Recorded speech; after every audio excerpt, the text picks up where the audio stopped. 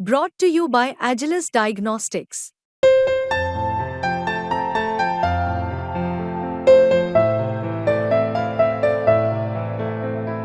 Agilus Diagnostics.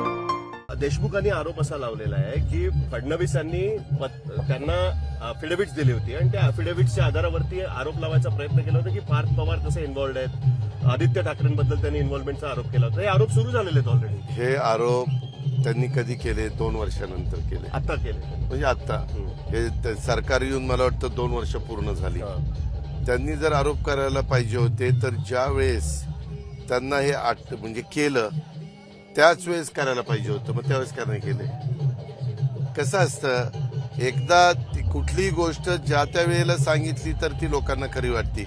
तुम्ही 3-4 वर्ष सांगणार की असं असं झालं. म्हणजे फडणवीसांच्या विरुद्ध नॅरेटिव्ह सेट करण्याचा प्रयत्न आहे. मला त्याच्याबद्दलची काहीच माहित नाही. मी साहिल पहिल्यांदाच तुम्हाला सांगितलं, मला ह्या भानगडीतच पडायचं नाही.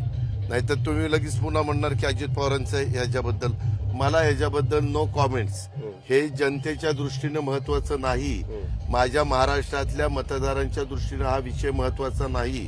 ह्या महाराष्ट्राच्या दृष्टीनं बेरोजगारी कमी करणं, गरिबी त्या ठिकाणी कमी करणं, गरिबी हटवणं ह्या गोष्टी महत्वाच्या आहेत. शेतकऱ्यांना मदत करणं, सर्व जाती धर्माच्या लोकांना न्याय देणं, त्याच्यामध्ये कुठल्याही पद्धतीनं सेक्युलर विचारधारा जी आहे त्या विचारधारेची कास धरून आम्ही पुढे चाललो. मग ते लव जिहादचे मोर्चे आणि हे सगळं तुम्ही कसं काउंटर? आम्ही कुठे काउंट करतोय? आम्ही राष्ट्रवादी त्याच्यात आहेत का?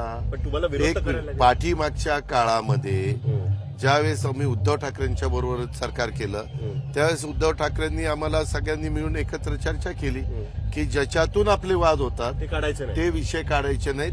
ज्यांनी त्याच्या प्लॅटफॉर्मवर काढावेत. एकत्र असताना ते विषय काढायचे नाहीत.